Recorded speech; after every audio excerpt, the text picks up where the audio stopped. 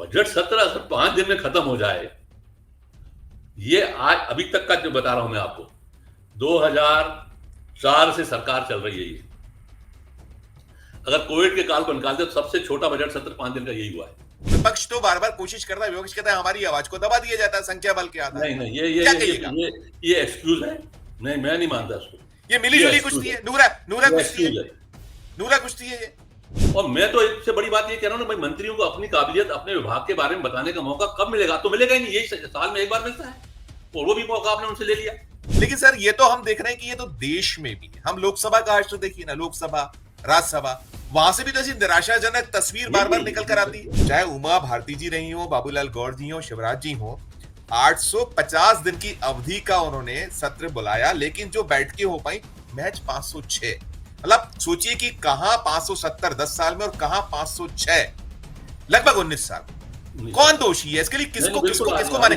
4 बार एक एक दिन का सत्र बुलाया गया और 2 अवसर ऐसे भी आए जब 3-3 दिन 4-4 दिन के सत्र थे और सिर्फ एक दिन चला। एक परिपाटी परंपरा बन गई। ये तो यथा राजा तथा प्रजा वाली बात हो रही है। नमस्कार, मैं हूं संजीव श्रीवास्तव। आप देख रहे हैं 4 PM न्यूज नेटवर्क। देश पर इस समय 200 करोड़ रुपए से ज्यादा का कर्ज है। राज्यों के हाल भी यही है। लाखों करोड़ रुपए के कर्ज में राज्य भी डूबे हुए हैं। लेकिन इस कर्ज के भारी होते बोझ, इसे लेकर ना तो राज्य की सरकारें सतर्क सजग हैं और ना ही केंद्र की सरकार बहुत सजग सतर्क नजर आती है। आम शिकायत है कि जनता की गाड़ी कमाई किस तरीके से लुटाई जा रही है, उस पर ना तो केंद्र की सरकार ध्यान दे रही है और ना ही राज्यों की सरकारें, और बोझ निरंतर बढ़ता जा रहा है। जनता के बहुत सारे मुद्दे हैं, जनता की समस्या हैं, और इन समस्याओं या जो उनके इश्यूज जो हैं जुड़े हुए, उनके आम दैनंदिन से जुड़े इश्यूज हैं, उन्हें हल करने के लिए राज्यों में विधानसभाएं हैं, विधान मंदिर हैं, और केंद्र में संसद है, लोकसभा हो या राज्यसभा, दोनों को ही लेकर ही शिकायत आम है कि विपक्ष को सुना नहीं जाता है। संसद चलती नहीं है जितने दिन चलना चाहिए।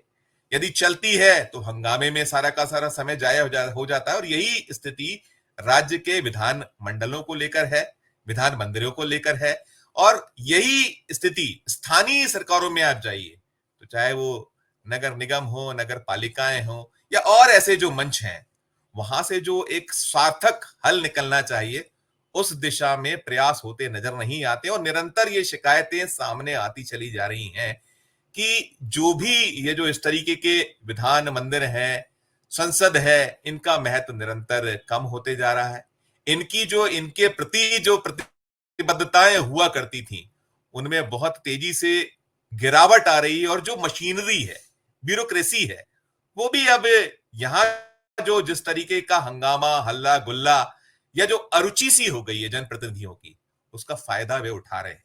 संदर्भ मध्य प्रदेश विधानसभा है, लेकिन मध्य प्रदेश विधानसभा के साथ साथ देश भर में, चाहे राज्यों की विधानसभाएं हो या केंद्र में जो सत्तासीन सरकार है, उसे संसद में जिस तरीके से उसकी जवाबदेही है, जवाब देना होता है, उसके घटते स्तर पर हम कुछ बातचीत आज करने जा रहे हैं। और इसकी जरूरत इसलिए भी महसूस मैं कर रहा था कि मध्य प्रदेश विधानसभा का बजट सत्र चल रहा था। उसे कुल 13 दिन चलना था, लेकिन 5 दिनों में ही उसे समाप्त कर दिया गया और बजट गिलोटिन हो गया। बजट जैसा जो एक महत्वपूर्ण सरकार का जो कामकाज होता है, जो विधान मंदिर का एक बहुत महत्वपूर्ण हिस्सा होता है, उसे यदि गिलोटिन कर दिया जाएगा तो कैसे बात बनेगी? चर्चा ही नहीं हो रही, और यही सब कुछ हो रहा है। बहुत सारे विधेयक हम देखते हैं, कानून बनता है राज्य की विधानसभाओं में और संसद में, वहां भी यही देख रहे हैं कि वहां बिना चर्चा के बहुत महत्वपूर्ण बिल्स पारित हो जाते हैं। हल्ले गुल्ले के बीच में सरकारें अपना जो उसे करना होता है वो कर डालती है। इन सब विषयों पर बातचीत करने के लिए हम चलेंगे। एक खास मेहमान हमारे साथ जुड़े हैं। मैं आपका परिचय कराऊं। हमारे साथ जुड़े हैं मध्य प्रदेश विधानसभा के पूर्व प्रमुख सचिव श्री भगवान देव इसरानी साहब। भगवान सर, आपका बहुत बहुत स्वागत है हमारे इस विशेष कार्यक्रम, विशेष चर्चा में। मैं आगे बढ़ने के पहले बता दूं कि भगवान देव इसरानी साहब बहुत दीर्घ अनुभव है। आप लंबे वक्त तक मध्य प्रदेश विधानसभा का हिस्सा रहे हैं। आप छत्तीसगढ़ विधानसभा में भी अपनी सेवाएं दे चुके हैं।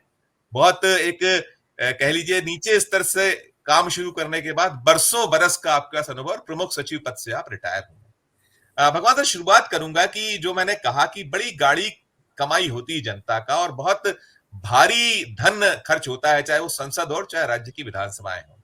इनकी जो एक अवमूल्यन हो रहा है, पहली आपकी टिप्पणी अवमूल्यन पर, खासकर मैं इसलिए भी ये पूछ रहा हूं कि अभी हमने देखा लोकसभा का सत्र भी हाल ही में समाप्त हुआ है, जो चलना चाहिए था वैसा नहीं चला, और वहां भी हमने देखा कि प्रधानमंत्री जी का जो जवाब आया उसको लेकर बातें हुई, या विपक्ष ने जो आक्षेप आरोप लगाए उनकी अपनी पीड़ा, क्या कहिएगा पहले आप? देखिए, अगर हम स्पेसिफिकली मध्य प्रदेश के बारे में बात करें, देखिए क्या हुआ, एक 2003 में अपन थोड़ा अगर संसद को भी जोड़ के चलें तो 2003 में एक सम्मेलन हुआ था, लोकसभा ने ही बुलाया था। उसमें सारे देश के प्रधानमंत्री, सारे देश के मुख्यमंत्री, मतलब सभी प्रदेशों के स्पीकर्स, सचेतक, संसदीय कार्य मंत्री, ये बहुत बड़ा सम्मेलन तत्कालीन अध्यक्ष ने बुलाया था। उसमें इसी बात पर चर्चा के लिए बुलाया गया था कि भाई विधानसभा के सत्रों की संख्या कैसी हो, क्या हो, और ये भी उसमें विचार का एक बिंदु था कि क्या इसको संविधान में डाला जा सकता है। भाई अभी तो क्या है कि 6 महीने में एक सत्र होना चाहिए, ये हमारे संविधान की अपेक्षा है, लेकिन कितने दिनों का होना चाहिए? देखिए, यही सबसे बड़ी दिक्कत ये है कि कई मामलों में संविधान साइलेंट है, उस साइलेंस का कई बार बहुत दुरुपयोग होता है। तो वही स्थिति इसमें आ रही है कि भाई 3 सत्र तो होते हैं, 2 भी होते हैं, 3 भी होते हैं, 6 महीने में एक सत्र होता है, बिल्कुल सही है, लेकिन कितने दिन का हो इसका कोई इलाज ही नहीं है, कोई बात ही नहीं है कि भाई अब जैसे बजट सत्र है, ये बजट सत्र था जिसकी अपन मध्य प्रदेश की अगर बात करें स्पेसिफिकली, तो मैं शांतर हो रहा हूँ। फिर उस 2003 के सत्र में जब ये जो बैठक हुई थी बड़ी, उसमें ये तय हुआ कि अभी संविधान में डालने की जरूरत नहीं है, हम आपस में सचेतक भी आए हैं, मुख्य सचेतक भी आए, सब आए हैं, तो ये तय हुआ कि लोकसभा की बैठकें साल में कम से कम 100 दिन होगी, ये 2003 की बात है, और प्रदेशों की बैठकें 75 दिन होंगी, बड़ी जो विधानसभा है जिसमें मध्य प्रदेश भी शामिल है, 75 बैठकें होंगी, ये 2003 में हुआ। लेकिन दुर्भाग्य ये है कि 2003 के बाद ही मध्य प्रदेश में बैठकों की संख्या कम होना शुरू हो गई।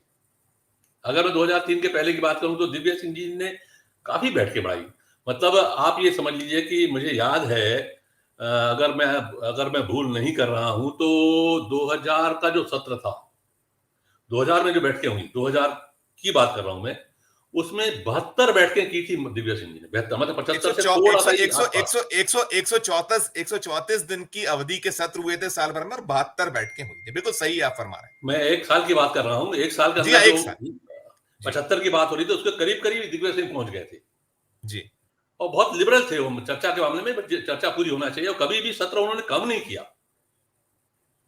लेकिन अच्छा, इधर मैं देखूं तो बोरा जी भी काम के मामले में बड़े वो थे।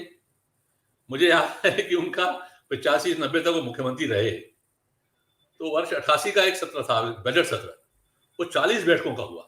40 बैठक एक मात्र में, साल की बात नहीं कर रहा हूं मैं, एक ही बैठक में, एक ही बजट सत्र जो था, मैक्सिमम जो अब तक चला है वो 40 बैठकों का हुआ है, 40 बैठकों का। आज अब अगर अपन पिछले साल की बात करें, 23 की बात करें, तो 23 में बैठकें 18 हुई हैं, कहां 72 और टोटल 18 दिन, हाँ मैं पूरे साल 2023 में 18, एक बजट सत्र में 40 बैठकें और पूरे साल में 18 बैठकें, तो हम कहां नहीं सर, 18 भी नहीं थी, वो टोटल 18 दिन की अवधि का सत्र बुलाया था, बैठ के 14 ही हुई थी 2023 में, बैठ के 14 ही। मैं एक बात और क्या, चलिए, हाँ नहीं 18 ही हुई थी, खैर वो 18 हो या 14 हो, मतलब 18 से ज्यादा नहीं हुई है, ये तो बात इतनी है कि देखिए क्या होता है। संजीव जी, आप तो बहुत सीनियर जर्नलिस्ट हैं, हमने देखा है आपको विधानसभा कवर करते हुए। ये जो बजट सत्र होता है ना, ये एकमात्र ऐसा सत्र होता है जिसमें मंत्रियों को भी अपनी काबिलियत दिखाने का मौका मिलता है।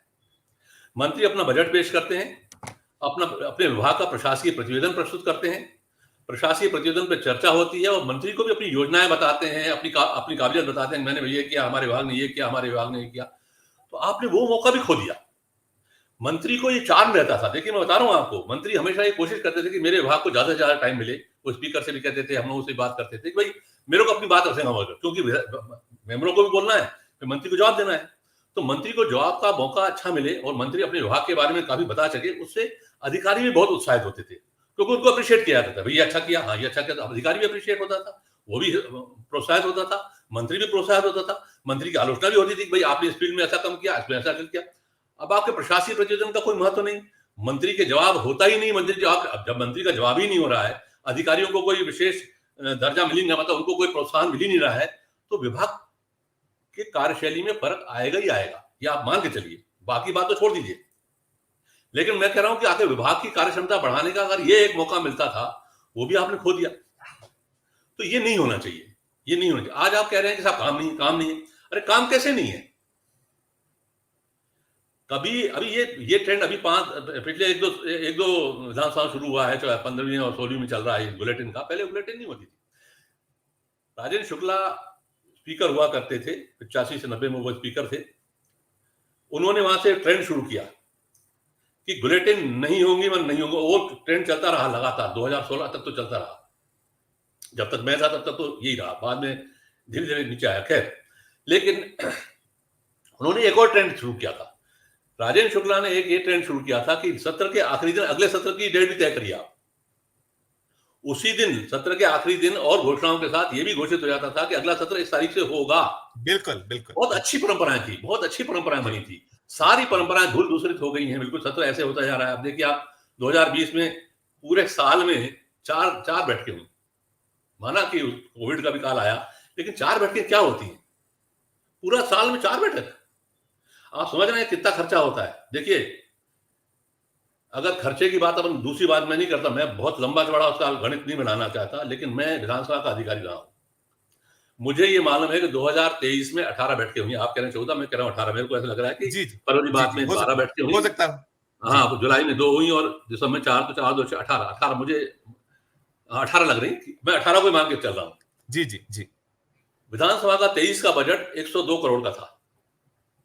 आप ये तो मानते हैं कि विधानसभा मात्र इसी काम में लगी रहती है, विधानसभा चलाना, विधायकों को असिस्ट करना, विधायकों के बजट, बजाय उनके भत्ते, उनके कूपन, उनकी वेतन, सारे इन काम में लगती है। एक सत्र होता है, अधिसूचना जारी होती है, विधानसभा काम शुरू करती है, दूसरा खत्म होता है, तीसरा शुरू हो जाता है। 3 सत्रों में उनको पूरा एंगेज रहना पड़ता है। बीच में समितियों की बैठकें होती है। तो अगर विधानसभा के मात्र बजट को देखिए जाए कि जो सिर्फ विधान सत्र के लिए काम करता है, तो उसका बजट है 102 करोड़ का। ये मैं 2023 की बात कर रहा हूँ, और 23 में 18 बैठकें हुई। तो आप समझ लीजिए एक एक बैठक का खर्चा 5.5 पौने 6 करोड़ का है। मैं बहुत रूढ़िवादी तरीके से बता रहा हूँ आपकी बात, ये बहुत कंजर्वेटिव मैं आपको आंकड़ा बता रहा हूँ। आपको मालूम है सारे विभाग जिस दिन से अधिसूचना जारी होती है, प्रश्न जाना शुरू हो जाते हैं, सब जाना शुरू हो जाते हैं, सब उसमें एंगेज हो जाते हैं। मैं और विभागों के खर्चे की बात बिल्कुल नहीं कर रहा हूँ, लेकिन अगर विधानसभा का खर्चा ही मात्र मान लिया जाए, क्योंकि सारे अधिकारी कर्मचारी उसी काम में तो लगते हैं। बिल्कुल बिल्कुल। तो उसको ये अगर आप 18 बैठकों में 102 करोड़ को बांटिए, तो 5.5 करोड़ से ज्यादा का पर डे का पर सिटिंग का खर्चा आता है। तो हम कहाँ जा रहे हैं? हम मंत्रियों को मौका नहीं दे रहे हैं, विभागों को अपनी कार्यक्षमता दिखाने का मौका नहीं दे रहे हैं। जनता की आवाज, आखिर देखिए, ये असंभव है कि सभा के साथ शासन के सामने कोई अधिकारी अपनी कमी बताए। नहीं बताते, वो तो हमेशा हरा हरा ही दिखाते हैं। ये जनप्रतिनिधि ही होते हैं जो जमीन से लेकर विधानसभा तक चीजों को लाते हैं, और शासन की जानकारी में अपनी कमियां पता चलती है उनको कि भाई कहाँ गड़बड़ हो रही है। क्योंकि शासन का ये दायित्व है, अच्छे शासन का ये दायित्व है कि हमें कमियां मालूम पड़े ताकि हम उसका सुधार करें। हमारी सद्भावना है जनता के प्रति, हमारी सद्भावना ये होती है और होती है। ये भी अभी भी वर्तमान शासन की भी यही सद्भावना देख रहे हैं हम। मोहन यादव जी जिस तरीके से काम कर रहे हैं, जो उनकी जानकारी में आता है तो तत्काल कार्रवाई करते हैं। तो उनकी जानकारी में जो आएगी उसी में तो कार्रवाई होगी ना। तो जानकारी आने का तरीका क्या है? विधानसभा में तरीका, जनता की बातों को आने का तरीका मात्र सत्र है। उसी सत्र में सब सारी जानकारियां आती हैं, सारी कमियां आती हैं, उस पर डिस्कशन होते हैं और फिर उसका हल निकलता है। अब अगर वो रास्ता भी बंद हो गया तो कब क्या कहां हो जाए, और उसका कोई निदान नहीं। अधिकारी तो, नौकरशाही तो आज देखिए ये ट्रेंड भी बहुत बढ़ रहा है। मेरे को बहुत उम्मीद है नरेंद्र सिंह तोमर जी से। नरेंद्र सिंह तोमर जी बहुत सीनियर आदमी है, बहुत गंभीर नेता है, और उनको बहुत जमीनी अनुभव है। मुझे बहुत अच्छा लगा जब ये ध्यानाकर्षण में 4 घंटे चर्चा चली।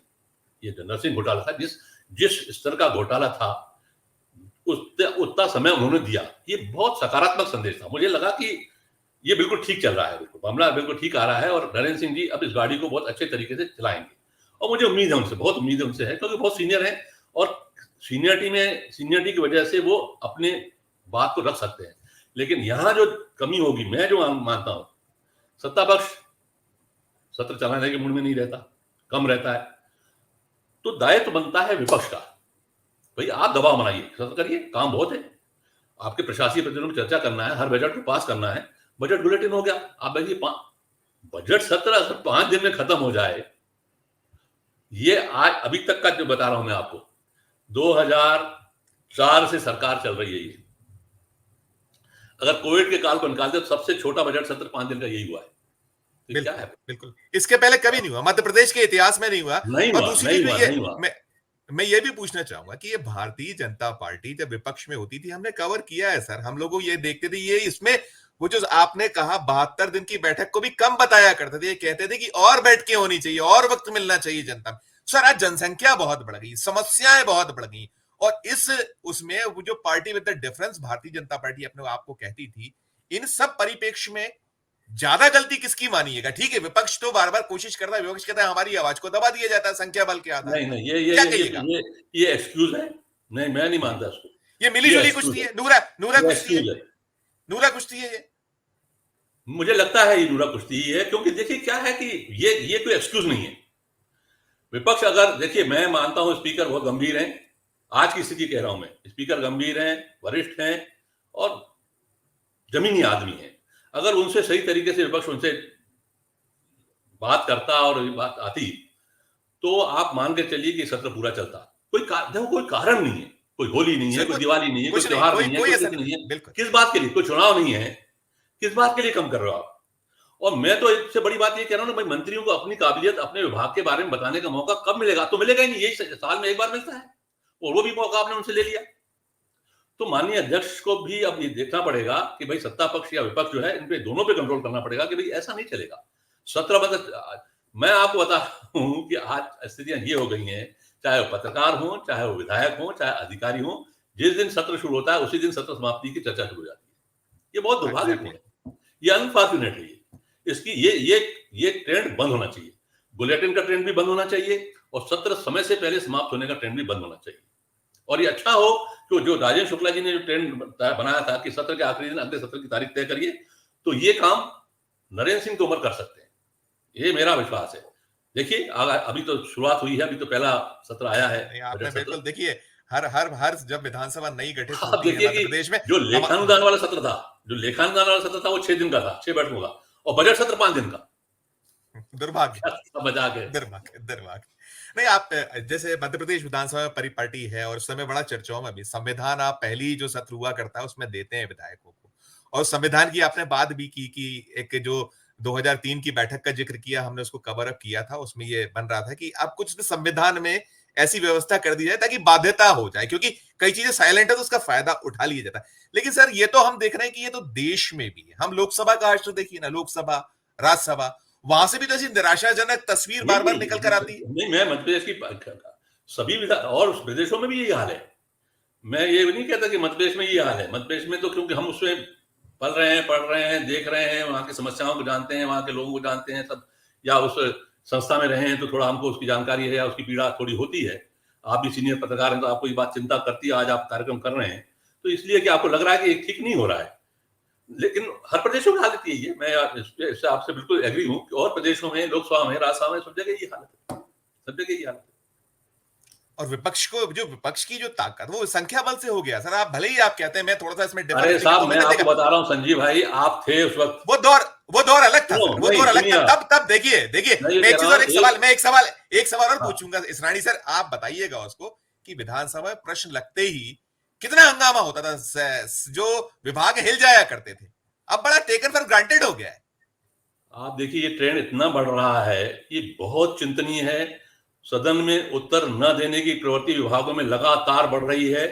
आप आंकड़े उठा के देख लीजिए, 2018 को उठा के देख लीजिए, 2023 को उठा के देख लीजिए, जो आखिरी सत्र में जो अनुत्तरित प्रश्न रह गए उनकी संख्या हर विधानसभा में बढ़ती जा रही है। आप हैरान हो जाएंगे कि आप सोचिए कि 5 साल में किसी प्रश्न का उत्तर ना आए, जानकारी एकत्र की जा रही है, और 5 साल में नहीं आए, 5 साल विधानसभा 17 साल हो गया और उसका उत्तर नहीं आया, ये कैसे हो सकता है? आखिर मतलब कुछ तो मतलब बिल्कुल मर्यादा ही टूटती जा रही है। विभागों को इतना बेलगाम हो गए हैं, उनको कोई जिम्मेदारी नहीं है, कोई अकाउंटेबिलिटी नहीं है कि भाई आखिर इसका प्रश्न का उत्तर क्यों नहीं गया। 4 साल, 3 साल, 2 साल, 15 दिन में 14 दिन देते हैं हम लोग इनको, उत्तर देने के लिए इनको मिलते 14 दिन। अब 14 दिन में नहीं मिलता तो आप अगला जो टर्न आया उसमें दे दीजिए। बजट सत्र में 3-4-5 टर्न आते हैं आपके, लेकिन आप 4-4 साल, 3-3 साल, 2-2 साल उत्तर नहीं दे रहे हैं और कोई देखने वाला नहीं है, कोई कहने वाला नहीं है। तो इस ट्रेंड में भी रुकावट लगना चाहिए, इसको गंभीरता से लेना चाहिए। देखिए अल्टीमेटली ये जनता से जुड़ा मामला है। जनता की बातें अगर पहुंचेंगी नहीं और अधिकारी बेलगाम हो जाएंगे, पूरे अधिकारियों को डर खत्म हो गया, तो वो तो सिस्टम पूरा बैठ जाएगा। ये संसदीय व्यवस्था जो है इतनी सुंदर व्यवस्था है, इतनी शानदार व्यवस्था है। सारी जो शासन प्रणालियां हैं, राजतंत्र हो, गणतंत्र हो, राष्ट्रपति प्रणाली हो, कम्युनिज्म हो, सब में बेस्ट व्यवस्था हमारी संसदीय व्यवस्था है और वो सीधे जनता से जुड़ी हुई है। तो उसकी पीड़ा विधानसभा में नहीं आएगी तो और कहां जाएगी? और कोई मंच ही नहीं है ना। तो उस पे जनता पे कृपा होना चाहिए, दया करिए जनता पे कि भाई उसकी बातें आए और उसका निदान हो। बिल्कुल बिल्कुल, आपने जो बात कही मैं ये देख रहा था, मैंने आंकड़े उठाए, मैंने तुलना की कि दिग्विजय सिंह का 10 साल, दिग्विजय सिंह के 10 साल के कार्यकाल में उन्होंने टोटल 1043 दिन की अवधि का सत्र बुलाया और 570 बैठकें उसमें हुई। और यही हमने 20 साल का 2003 से 2023 के जब आंकड़े निकाले, वो आपकी विधानसभा की साइट से ही निकाले, ऑफिशियली आंकड़े जो आपकी साइट पे पढ़े उसमें हमने ये पाया कि जो अगर 20 साल 2003 से 2023 देखें तो 13 वो जो 15 महीने का कमलनाथ जी का कार्यकाल छोड़ दे, कमलनाथ जी ने अपने 15 महीने के कार्यकाल में उन्हें 2019 मिला, 32 दिन टोटल उन्होंने अवधि रही सत्रों की, 26 बैठकें की। और इधर चाहे उमा भारती जी रही हो, बाबूलाल गौर जी हो, शिवराज जी हो, 850 दिन की अवधि का उन्होंने सत्र बुलाया, लेकिन जो बैठकें हो पाई महज 506। मतलब सोचिए कि कहां 570 10 साल में और कहां 506 लगभग 19 साल में। कौन दोषी है इसके लिए? किसको माने? शिवराज जी ने 17 साल का राज किया। मैंने कहा था party with the difference, BJP अपने को कहती है, शिवराज जी तो बड़े एक सरल सहज माना जाता था। कहा यह जा रहा है कि सबसे ज्यादा यदि कहीं कोई डिटोरिएशन हुआ तो शिवराज जी के कार्यकाल में। आपका जवाब? पटवा जी एक बात हमेशा कहते थे कि सत्र की 75 बैठकें होना चाहिए। ये उनका हर सत्र में होता था। जितने शासन का जब भी नेता प्रतिपक्ष रहे या अदरवाइज भी वो रहे, चाहे कैलाश जोशी रहे, चाहे पटवा जी रहे, पटवा जी नेता प्रतिपक्ष भी रहे, वो हमेशा ये बात करते थे 75 बैठकें होना चाहिए। ये बीजेपी की मांग थी, ये बहुत दृढ़ता से ये मांग रखी जाती है विपक्ष में रहते हुए। हाँ, और एक एथिकली उन्होंने ये भी तय किया था कि प्रश्नकाल का हम बहिष्कार कभी नहीं होने देंगे, कभी नहीं होने देंगे, प्रश्नकाल को डिस्टर्ब कभी नहीं करेंगे। अटल जी भी कहते थे, विक्रम वर्मा भी कहते थे, और बीजेपी का ये एथिकली तय मतलब था कि भाई हम ये डिस्टर्ब नहीं करेंगे। लेकिन अब वो मर्यादाएं टूट गई। तो अब क्या है कि ये लगातार जो गिर रही हैं, देखिए इसको मतलब देखिए, मैं तो एक ही बात कह सकता हूं कि इसमें प्रतिपक्ष का भी दोष है, प्रतिपक्ष को भी सजग रहना पड़ेगा। और स्पीकर को अगर वो विश्वास में लेके करते हैं, और स्पीकर आज जैसे कहा, मैं बार बार जो ये कह रहा हूं, मुझे देखिए हम लोग क्या विधानसभा से ही पले बड़े हैं, पूरा जीवन हमने अच्छा, जो हमारे सबसे अच्छा समय था वो अपने विधानसभा को दिया है। हमें इस बात की पीड़ा होती है कि ये विधानसभा बहुत अच्छी है। देखिए यहाँ इतना सिस्टम, इतना फुल प्रूफ बनाया हमारे संविधान निर्माताओं ने। यहाँ पूरा समितियां होनी हुई है। अब जैसे विधानसभा में कोई क्वेश्चन आया, उसका आश्वासन आया, तो आश्वासन समिति उसको पीछे पड़ जाएगी, वो आश्वासन की पूर्ति कराएगी। आश्वासन समिति का कोई रोल खत्म होता जा रहा है, प्रश्न संदर्भ समिति का रोल खत्म हो जा रहा है। पब्लिक अकाउंट्स कमेटियां जो फाइनेंशियल एस्पेक्ट को देखती थी, जो बजट के एस्पेक्ट को सब देखती थी, सारे एजी के प्रतिवेदन देखती थी, उनमें गिरावट आती जा रही है। उनकी बैठकें गंभीर बैठकें नहीं हो रही हैं, रिपोर्ट नहीं आ रही है। आप देखिए, मैं आपको एक उदाहरण देता हूं संजीव जी, एक पब्लिक अंडरटेकिंग कमेटी की रिपोर्ट आई थी जो वित्त निगम के बारे में थी। वित्त निगम के तत्कालीन एमडी थे बीके दुबे, जो आगे जाके चीफ सेक्रेटरी बने। वित्त निगम की रिपोर्ट जो पीयूसी ने दी थी, उसमें उनके खिलाफ टिप्पणियां थी कि उन्होंने अनियमितता की है। उस टिप्पणी के आधार पर एज चीफ सेक्रेटरी उनको सस्पेंड किया गया। ये इतनी महत्वपूर्ण है हमारी ये समितियां। एज चीफ सेक्रेटरी वो सस्पेंड हुए और कभी सेवा में नहीं आ पाए। इतिहास बना होगा। तो आप देखिए ऐसी कमेटियों का, आप आज ये कमेटियां सब बैठी हुई हैं, कितना फुल प्रूफ सिस्टम है कि पीछे से आप अपना उनको कवर करिए। एजी का प्रतिवेदन आएगा, उसको कवर किया जाएगा, उसको फाइनल करेंगे। जनता का शासन जनता के लिए, जनता के द्वारा। एक एजी ने एक रिपोर्ट दी, अनियमितता पकड़ी, लेकिन उसका फाइनलाइजेशन पीएससी करेगी।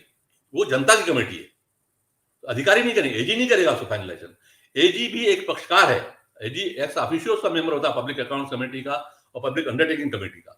वो अपना पक्ष रखता है, विभाग अपना पक्ष रखता है और कमेटी निर्णय लेती है, मतलब जनता निर्णय लेती है, जनता के प्रतिनिधि निर्णय लेते हैं। ये बहुत फुल प्रूफ व्यवस्था है। वो व्यवस्था चरमरा रही है, अधिकारी बेलगाम हो रहे हैं, नौकरशाही बेलगाम हो रही है। ये उसका कारण है। अधिकारी पूरा प्रोटोकॉल में लगे हुए हैं, सिर्फ उन्होंने कहा बस मंत्री को साथ के रखो, मुख्यमंत्री को साथ के रखो, जनप्रतिनिधि को साथ के रखो, खेल खत्म। कोई जवाब दे रहे हैं, नहीं दे रहे हैं, आधा दे रहे हैं, अधूरा दे रहे हैं, कोई मतलब नहीं। तो ये ट्रेंड टूटना चाहिए और ये अपेक्षा मेरी कम से कम नरेंद्र सिंह तोमर जी से है। बिल्कुल बिल्कुल। मैंने एक चीज और भी देखी, मैं जब रिकॉर्ड को खंगाल रहा था, पुराना इतिहास देख रहा था, तो एक 6 मई 1975 और 9 अगस्त 1975 शायद वो इमरजेंसी का दौर था और एक एक दिन के लिए सत्र बुलाया गया था। एक वो इतिहास था 1975 का एक एक दिन का सत्र, जब से मध्य प्रदेश विधानसभा बनी। फिर मैंने 2012 में देखा कि 27 जुलाई यानी ये शिवराज सिंह चौहान जी के समय में एक दिन का सत्र, और भी कई बार देखा 4 बार एक एक दिन का सत्र बुलाया गया। और 2 अवसर ऐसे भी आए जब 3-3 दिन 4-4 दिन के सत्र थे और सिर्फ एक दिन चला। एक परिपाटी परंपरा बन गई। क्या कहेंगे इस पे, कैसे आप इसको टिप्पणी नहीं, करिएगा, क्या गलत है, कहेंगे? बहुत गलत। मैं क्या कह रहा हूं, मैं तो बार बार वही कह रहा हूं कि बहुत गलत परिपाटी है, इस पे रोक लगना चाहिए। मतलब अगर मैं कहूं कि भाई ईश्वर के वास्ते आप जनता पर रहम करिए, जनता की आवाज आने दीजिए। हमने तो एक नए प्रयोग किए थे कि जनसभा, बाल सभा, महिला सभा, इनकी आवाजें सीधे विधानसभा में आए और सीधे मंत्री उनका उत्तर दें। हमने तो वो प्रयोग किए हैं छत्तीसगढ़ विधानसभा में, हमने वो प्रयोग किया और राजेश शुक्ला जी हमने उसको माना और उसको किया हम लोगों ने। यानी हम लोगों की युवा संसद होती थी, उसमें मंत्री आते थे दर्शन दीर्घा में, राज्यपाल बैठते थे दर्शन दीर्घा में और छात्र चलाते थे उस सभा को, उसकी पूरी कार्रवाई नोट होती थी, वो शासन को भेजी जाती थी। तो इस तरीके से युवाओं की आवाज हमारे यहाँ सीधे विधानसभा में आती थी। महिला संसद, युवा संसद, लोक संसद हुई जिसमें हर क्षेत्र के एक्सपर्टीज को बुला करके संसद चलाई गई। तो जनता की आवाज हमारी दबना नहीं चाहिए, जनता की आवाज आगे आना चाहिए। उनको उनके मन में क्या चल रहा है, क्यों चल रहा है, जितना आप उनको सुनेंगे अच्छा हल निकलेगा। अच्छे शासन का ही संकेत है कि जनता की आवाज आने दीजिए, जनता की आवाज को रोकने का कोई प्रयास होना नहीं चाहिए, ऐसा मेरा सोचना है। आखिरी सवाल करूंगा, समय हमारा लगभग होने जा रहा है।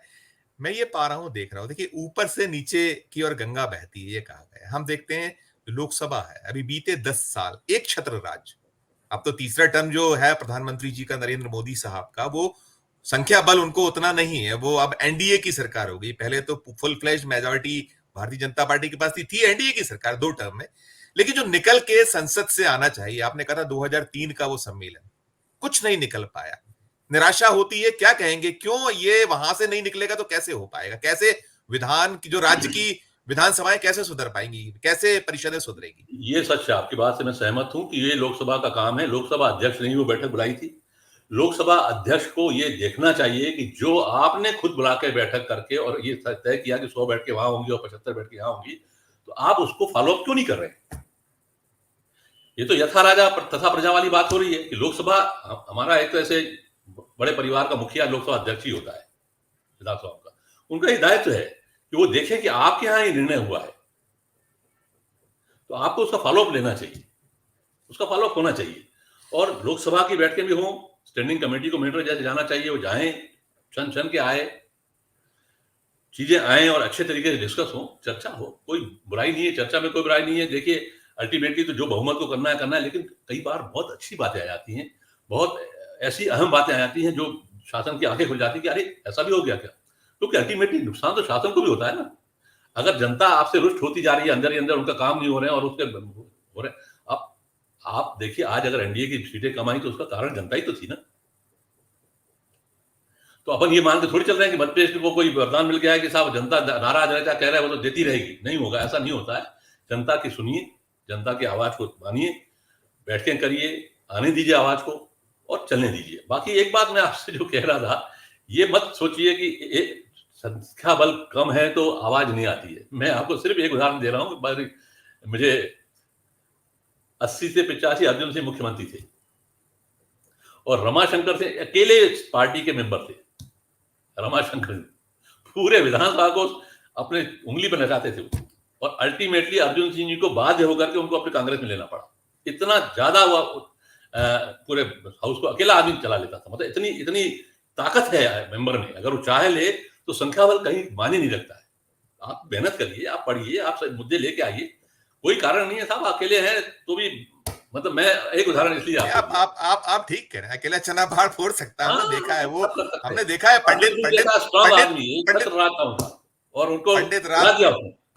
पंडित रामलखन शर्मा को देखा है हमने। हाँ, हमने वो जो मिस्टर बच्चन थे, क्या वो, मैं बच्चन उसका नायक, हाँ, नाम है, बच्चन नायक, बच्चन हाँ, नायक, अकेले अकेले बच्चन अकेले नायक अकेले रहते थे। अकेले, हाँ, मैं और मेरा दल, मैं और मेरा दल।